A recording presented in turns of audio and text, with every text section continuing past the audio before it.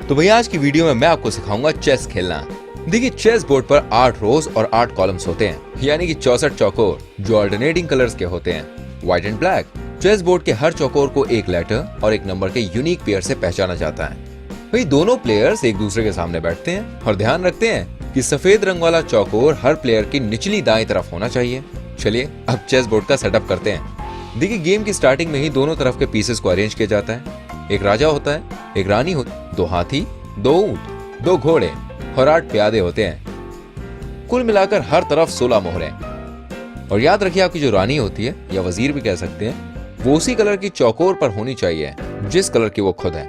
सफेद रानी सफेद वाले चौकोर पर और काली रानी काले वाले चौकोर पर। ठीक है, अब चेक कर लीजिए कि हर पीस दूसरे वाले पीस के एकदम सामने होना चाहिए। राजा के सामने राजा होना चाहिए और रानी के सामने रानी। चलिए अब आपको बताते हैं चेस की चालों के बारे में। देखिए हर मोहरे का चलने का एक अलग तरीका होता है। राजा की बात करते हैं पहले। राजा हॉरिजॉन्टली, वर्टिकली या डायगोनली केवल एक चौकोर पर बढ़ सकता है, ज्यादा से ज्यादा हर गेम में एक बार। और याद रखिए राजा ना एक स्पेशल चाल चल सकता है जिसे कास्लिंग कहा जाता है। चलिए अब बात करते हैं रानी यानी वजीर के बारे में। वही रानी चेस बोर्ड में सबसे ज्यादा पावरफुल होती है। रानी हॉरिजॉन्टली, वर्टिकली और डायगोनली खाली पड़े सभी चौकरों पर चल सकती है। चलिए बात करते हैं हाथी की। दोस्तों हाथी हॉरिजॉन्टली या वर्टिकली खाली पड़े चौकरों पर चल सकता है। चलिए और आसानी से आपको समझाते हैं। कह सकते हैं कि हाथी एक प्लस शेप बनाकर चलता है। हाथी ऊपर, नीचे, दाएं या बाएं खाली पड़े चौकरों पर चल सकता है। कास्लिंग के समय भी इसे मूव किया जा सकता है। अब बात करते हैं ऊंट की। दोस्तों ऊंट डायगोनल दिशा में खाली पड़े चौकरों पर मूव कर सकता है। आसान भाषा में कहें तो ऊंट एक्स पैटर्न में चलता है। अब बात करते हैं घोड़े की। घोड़ा किसी भी रैंक से एक चौकोर आगे बढ़ के फिर एक एंगल पर मुड़ जाता है। कह सकते हैं कि घोड़े की चाल जो होती है वो एल या 7 शेप की होती है, जो किसी भी हॉरिजॉन्टली या वर्टिकली एंगल पर हो सकती है। घोड़ा एक अकेला ऐसा पीस है जो बाकी पीसेस के ऊपर से फांद सकता है। फॉर एग्जाम्पल अगर घोड़े के एकदम बगल में कोई प्यादा होता है तो घोड़ा उसको जंप करके मूव कर सकता है। और अगर उसी चौकोर पर कोई और पीस हो तो घोड़ा उस पीस को कैप्चर कर सकता है।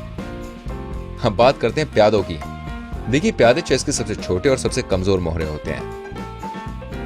प्यादे एक चौकोर पर आगे बढ़ सकते हैं अगर वो चौकोर खाली पड़ा है।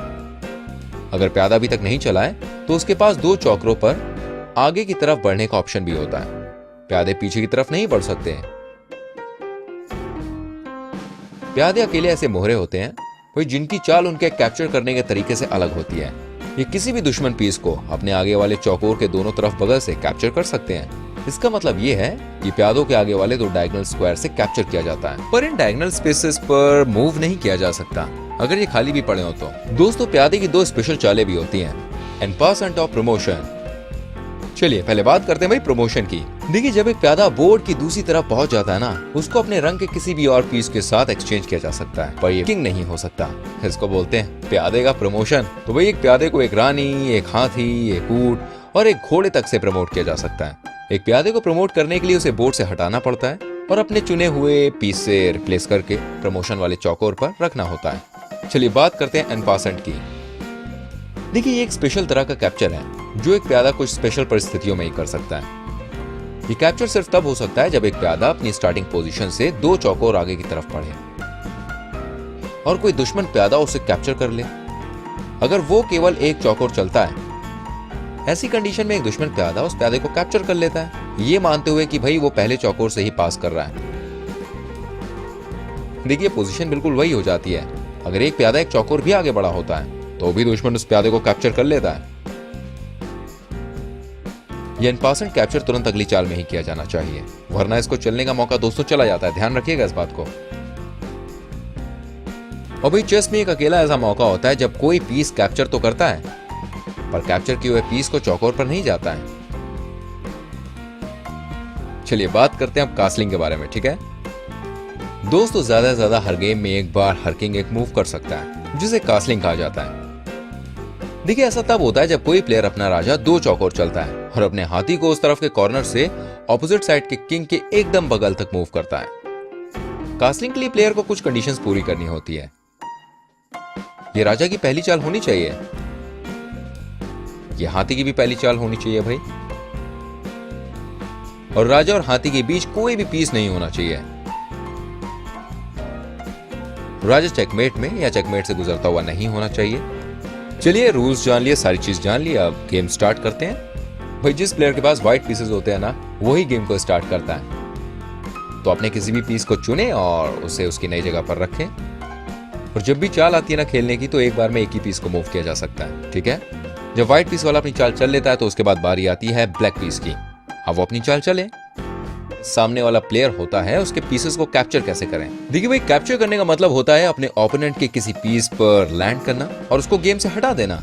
अपने विरोधी के स्ट्रॉन्ग पीसेस जैसे कि रानी, हाथी, ऊंट को हटाने की कोशिश करनी चाहिए, ताकि जब उनकी बारी आए ना तो वो कम शक्तिशाली हो जाए। चलिए अब आपको बताता हूँ भाई चेकमेट क्या होता है। देखिए चेस का फाइनल एम होता है चेकमेट करना, यानी अपने विरोधी के किंग को कैप्चर करना। भाई चेकमेट दोस्तों तब होता है जब एक किंग को घेर लिया जाता है कि तुमको घेर लिया गया है, तुम्हारे बचने का कोई रास्ता नहीं है, मूव करने का भाई कोई ऑप्शन नहीं रह जाता है, चेकमेट। और ये कहकर भाई गेम को खत्म कर दिया जाता है। लेकिन खुद को विजेता घोषित करने से पहले आप अपने विरोधी को ये चेक कर लेने दीजिए। बड़ा सवाल कि गेम कैसे जीते।